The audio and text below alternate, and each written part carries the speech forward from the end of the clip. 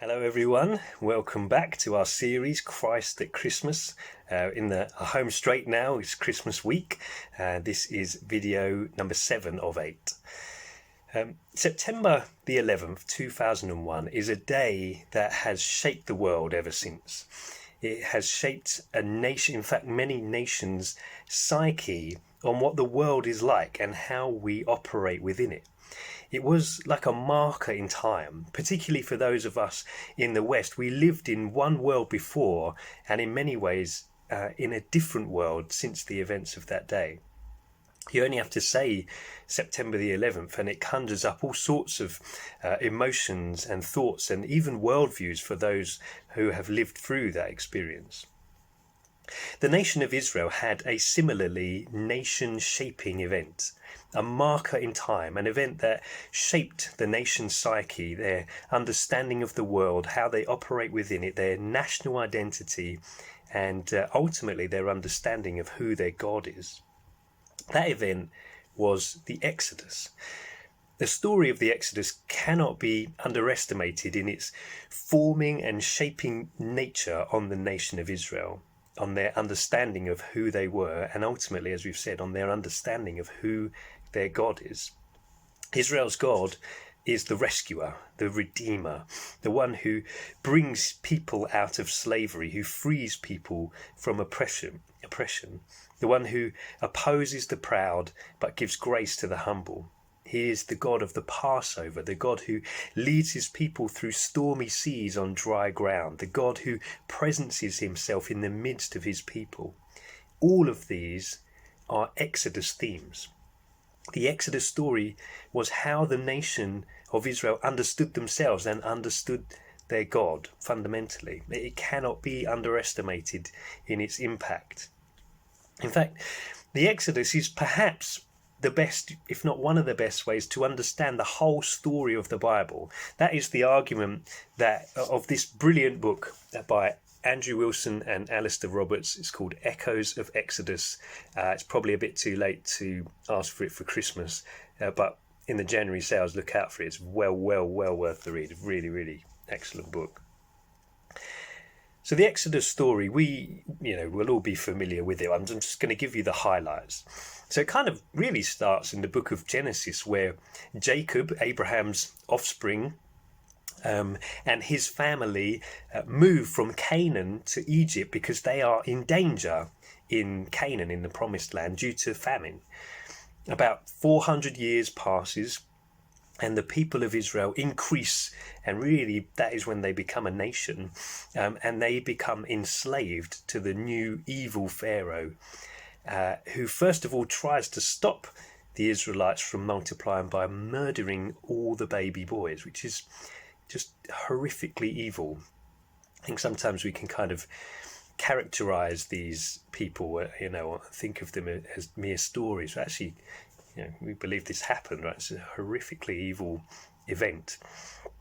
But God, in the midst of it, protects and preserves Moses, who he later calls to confront this Pharaoh and to lead his people into freedom. And we know that results in the 10 plagues, where Moses and God really confronts Pharaoh over and over again. And those 10 plagues culminate with the Passover. The angel of death was due to pass through Egypt, killing all the firstborn sons, as Pharaoh had done to the Israelites, in fact, even more so. But the Israelites could be passed over by the angel of death if they killed a spotless lamb and put its blood upon the wood of their doorposts. And then the people are led out of Egypt, plundering the Egyptians as they go, and are drawn to the direct presence of God in their midst at Mount Sinai, and eventually led into the promised land by Joshua, or in Hebrew, Yeshua. Fast forward a couple of thousand years, and the people of God are once again being held, not quite as slaves, but certainly with their freedom curtailed by the new, latest brutal empire of Rome, ruled over by the new brutal monarch Caesar. They are in some ways waiting for a new Exodus moment of liberation. Okay, let's read some verses from Matthew chapter 2. going to read verse 13 to 15 to start with. It says this. Now, when they, the they there is referring to the wise men, when they had departed, behold, an angel of the Lord appeared to Joseph in a dream and said, Rise, take the child and his mother and flee to Egypt and remain there until I tell you, for Herod is about to search for the child to destroy him. And he rose and took the child and his mother by night and departed to Egypt and remained there until the death of Herod. This was to fulfill what the Lord had spoken by the prophet, Out of Egypt I called my son. Now, just want to pause there, because that little quote at the end there, the prophet that Matthew alludes to is the prophet Hosea, that verse found in Hosea chapter 11. And in the context of the book of Hosea, God is speaking there about the nation of Israel. When he says, I brought my son out of Egypt, he is referring to the nation of Israel as my son. God, in several places in the Old Testament, refers to the nation as my son or my firstborn son. This is one of those places. And he is talking there about the Exodus. And, I brought my son Israel out of Egypt. But Matthew picks up on this verse and says, no, actually, this verse, yes, it was about Israel, but as so often happens, these prophets almost unwittingly were delivering multi-layered prophecies and prophetic words. And so he's saying, Hosea was speaking about Israel being brought out of Egypt at the Exodus. But Matthew says, actually, he's also speaking about the Son of God, Jesus. So Jesus here in these chapters is not only then Emmanuel, Israel's God with us, but Jesus is here, in fact, also Israel for us. Jesus is embodying Israel itself, reliving, as it were, Israel's story, in order that, unlike Israel, they were given promises to be a blessing and a light to the nations, but they could never live up to those promises given to them, because they were plagued by the same problem of sin as all the nations that they were supposed to be a light to. Jesus, rather, though, is presented as everything Israel was supposed to be. Is Israel personified, Israel's perfect representative, and he therefore carries and delivers all the promises that were given to Israel to be the ultimate blessing, both for Israel and for the nations. We're familiar with the theological phrase that Jesus is fully man, fully God, fully man. But he is also, perhaps more specifically in these chapters, fully Yahweh, fully Israel. That might bear some further thought.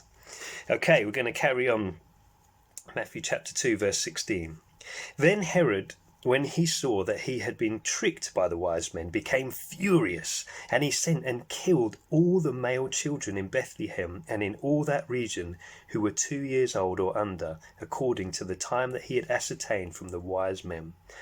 Then was fulfilled what was spoken by the prophet Jeremiah. A voice was heard in Ramah, weeping and loud lamentation, Rachel weeping for her children. She refused to be comforted because they are no more. But when Herod died, behold, an angel of the Lord appeared in a dream to Joseph in Egypt, saying, Rise, take the child and his mother, and go to the land of Israel, for those who sought the child's life are dead. And he rose and took the child and his mother and went to the land of Israel. Now, when we think of the nativity story, the Christmas story, we don't often think of the Exodus, do we? But it's right here. We have the faithful Israelite and his family fleeing from the promised land into Egypt for their safety.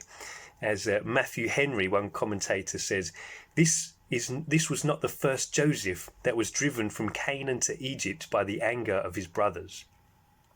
We have a cruel, vindictive king who tries to destroy the faithful Israelite by killing all the baby boys. And later in the chapter, we have the new Israel and his family being brought out of Egypt again by divine intervention into the promised land. Frederick Bruner, the commentator that I've been drawing on so heavily for these videos, points out that in Matthew chapter 1, Matthew kind of opened his gospel by speaking of the new Genesis. And here in chapter 2, he wants us to see the new Exodus. Now, why does Matthew want us to think of the Exodus story here? Well, as we've seen, the people of God were in a similar position under the Romans to when they were in Egypt. But more specifically, it's because Matthew knew of passages like Isaiah chapter 11. I'm just going to read Isaiah 11, verse 10 to 16. In that day, the root of Jesse, who shall stand as a signal for the peoples, of him shall the nations inquire, and his resting place shall be glorious. In that day the Lord will extend his hand yet a second time to recover the remnant that remains of his people, from Assyria, from Egypt, from Pathros, from Cush, from Elam, from Shinar, from Hamath, and from the coastlands of the sea. He will raise a signal for the nations, and will assemble the banished of Israel, and gather the dispersed of Judah from the four corners of the earth.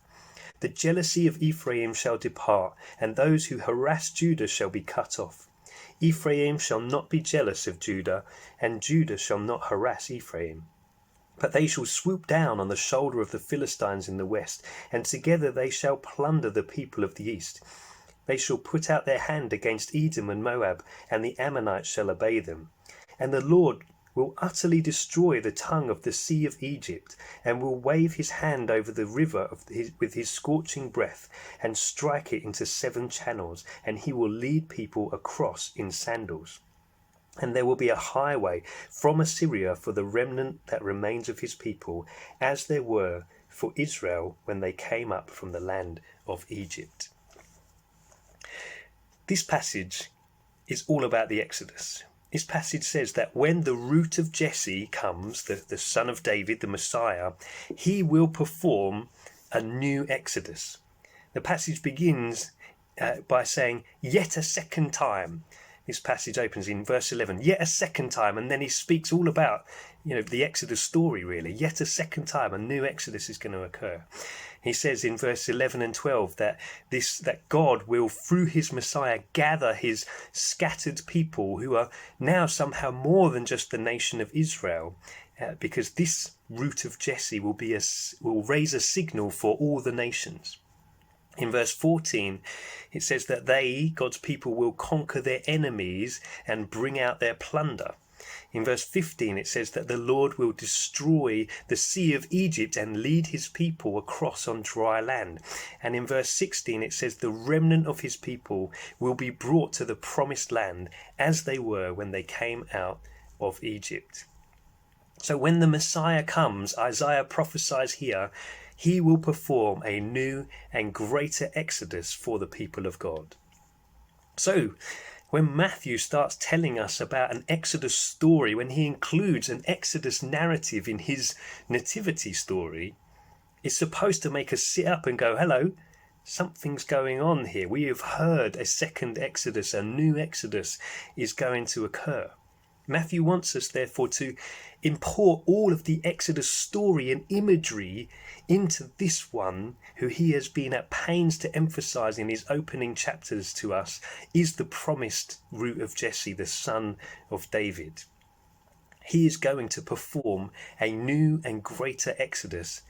But what does that mean? Well, it means that we should expect this Messiah to be one who redeems people from bondage and slavery, to be one who liberates his people from their enemies. We're to remember the Passover, the innocent lamb sacrificed, his blood smeared onto wood that his people may live. We're to remember the goal of the Exodus was for people to be brought into the freedom of intimacy with the very presence of God by being led through waters to certainty and safety on the other side. Does that sound like anyone we know? Does that sound like anything we know has happened?